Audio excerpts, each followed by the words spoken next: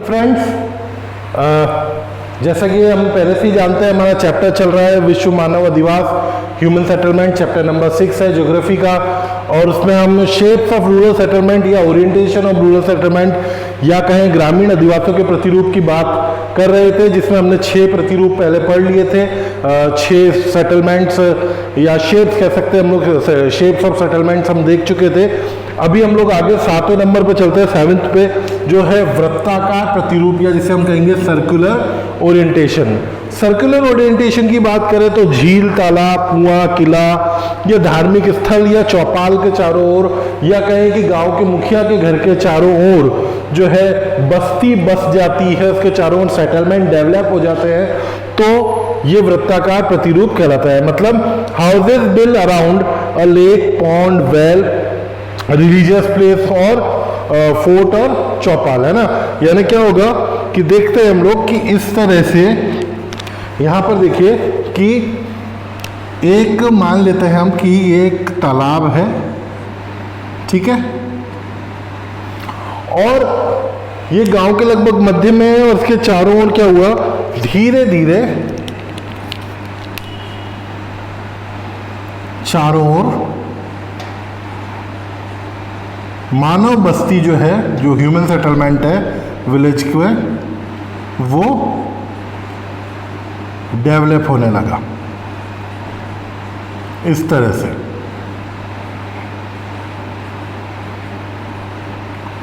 तो यहां पर हम जब शेप देखेंगे, जो मानव बस्ती का शेप देखेंगे, जब हम यहां पर इसका ओरिएंटेशन देखेंगे, तो हमें देखने को मिलता है कि ये पूरा का पूरा देखिए एक वृत्ताकार या सर्कुलर फॉर्म में डेवलप हुआ है।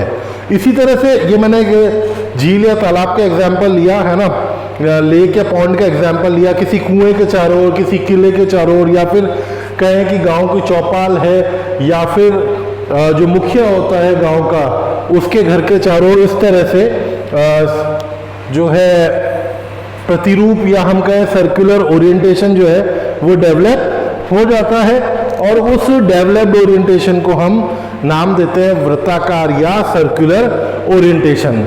सर्कुलर ओरिएंटेशन की जो स्टार्टिंग होती है वो नाभिकीय प्रतिरूप से होती है।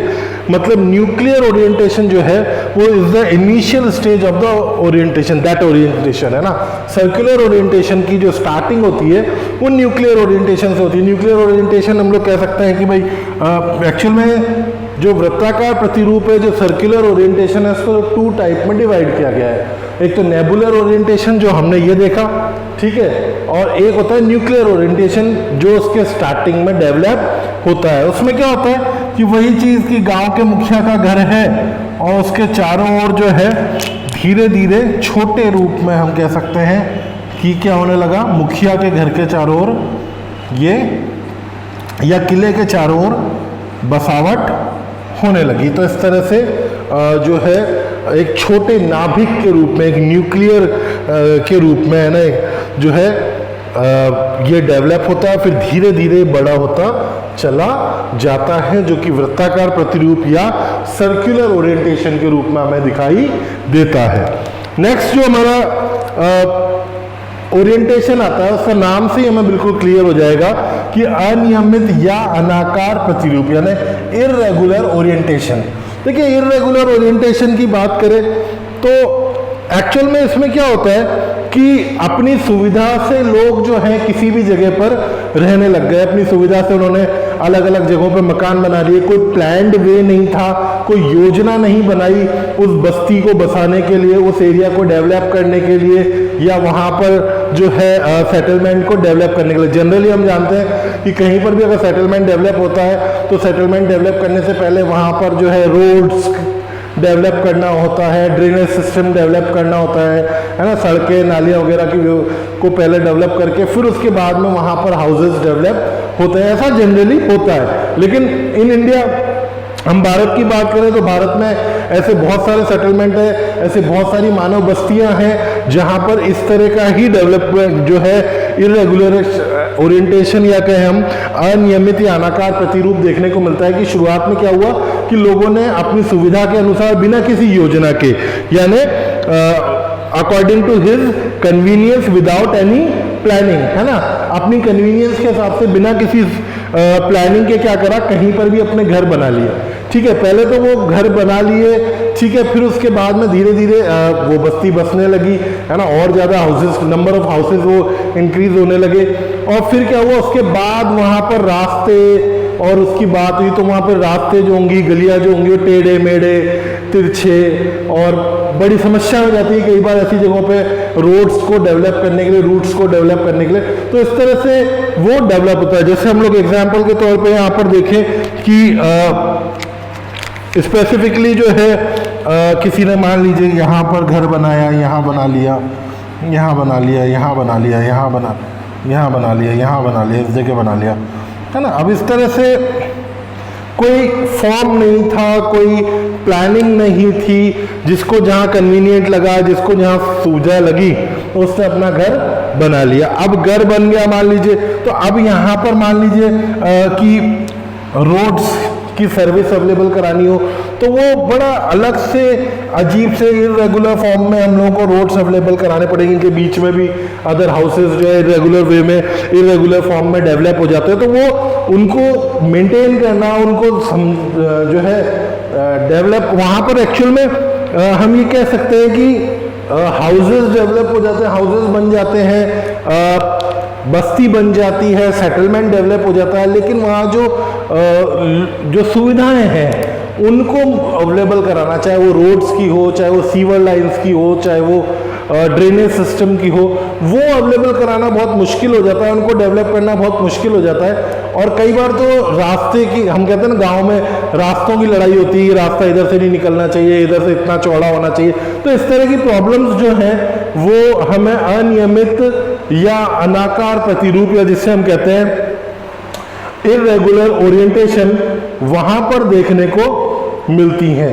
ठीक है ना। यहाँ पर क्या होंगी कि रोड्स जो है वो बाद में डेवलप होते हैं, तो सीधे रोड्स नहीं मिलेंगे आपको, घूमते फिरते टेढ़े मेढ़े आड़े टेढ़े, है ना, घुमाव वाले, मोड़ वाले, इस तरह के रोड्स हमें यहाँ पे देखने को मिलेंगे। तो इसका जो एक एग्जाम्पल है वो हमारे राजस्थान का ही है। राजस्थान में 12 जिला है ना, डिस्ट्रिक्ट, 12 डिस्ट्रिक्ट में लिसाड़ी गांव, लिसाड़ी विलेज जो है वो इसका एक बेहतरीन एग्जाम्पल माना जाता है कि भाई वहाँ पर इस तरह से इन इरेगुलर वे में जो है सेटलमेंट डेवलप हुए हैं, और उन सेटलमेंट को वहाँ पर अभी भी वहाँ पर डेवलप्ड है, और लोग वहाँ पर रह रहे हैं, निवास कर रहे हैं। और जनरली मैंने जैसे पहले ही कहा कि इंडिया में अधिकतर जो गांव हैं, अधिकतर जो विलेजेस हैं वो इसी श्रेणी में आते हैं। जो मोस्ट ऑफ विलेजेस हैं वो इसी तरह से लोगों ने अपनी कन्वीनियंस के हिसाब से खेतों के बीच में घर बना लिया, कहीं भी बना लिया, देन फिर धीरे धीरे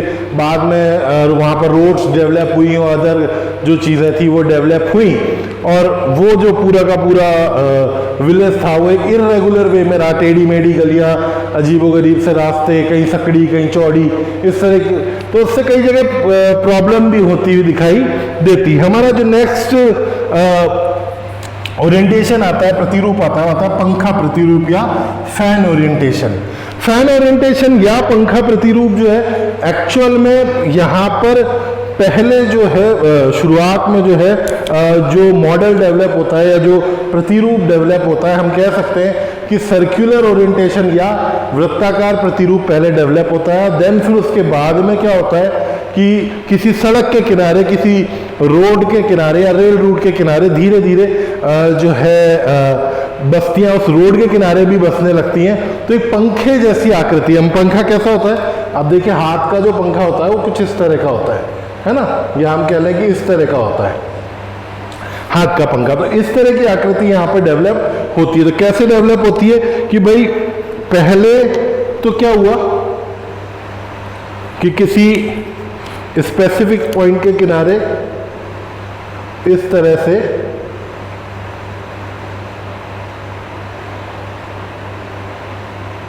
सेटलमेंट डेवलप हुआ, है ना। भाई सेंट्रलाइज्ड वे में सेंट्रल जो है ओरिएंटेशन में जो है वृत्ताकार प्रतिरूप जो है हमारा, यह सर्कुलर फॉर्म में, सर्कुलर ओरिएंटेशन में क्या हुआ, पहले तो हाउसेस बने या कह सकते हैं हम लोग सेटलमेंट डेवलप हुए, ठीक है। फिर उसके बाद क्या था कि यहाँ से एक रोड जा रहा था, इस तरह से मान लीजिए, ठीक है। अब ये रोड था, तो इस रोड के दोनों ओर भी क्या हुआ, किनारे होता ही है जनरली, और सड़क के किनारे तो मकान बनते ही हैं, है ना। मेन रोड जो होते हैं, रोड रूट्स जो होते हैं, उनके किनारे मकान डेवलप होते ही हैं। तो इस तरह से तो आप देखेंगे कि ये जो पूरा ओरिएंटेशन बना, ये जो डिज़ाइन हम कह सकते हैं बना, ठीक है, ये इस तरह का, अगर मैं इसकी बाउंड्री बना के आपको बताऊं तो ये देखिए पंखे जैसी आकृति, ये हाथ का जो पंखा होता है वैसी आकृति यहाँ पर डेवलप हो गई। तो इसीलिए इसको हम क्या है, पंखा प्रतिरूप या फैन ओरिएंटेशन का नाम देते हैं, जिसमें हम ये कहते हैं कि गांव के केंद्र के चारों ओर मकान बनाकर फिर सड़क के किनारे रेखीय रूप से मकान बनाना है। Firstly houses build around the village centre, then build with roads in linear way, line, सीधी लाइन के रूप में, जो हम कहते हैं ना रैखिक प्रतिरूप, जिसे हमने कहा था लीनियर ओरिएंटेशन, उस तरह से यानी दो ओरिएंटेशन यहाँ पर हमें देखने को मिल रहे हैं, एक तो सर्कुलर ओरिएंटेशन और दूसरा लीनियर ओरिएंटेशन, यानी वृत्ताकार प्रतिरूप और रैखिक प्रतिरूप का कहीं ना कहीं ये मिक्स एक प्रतिरूप होता है, जिसे हम पंखा प्रतिरूप या फैन ओरिएंटेशन का नाम देते हैं।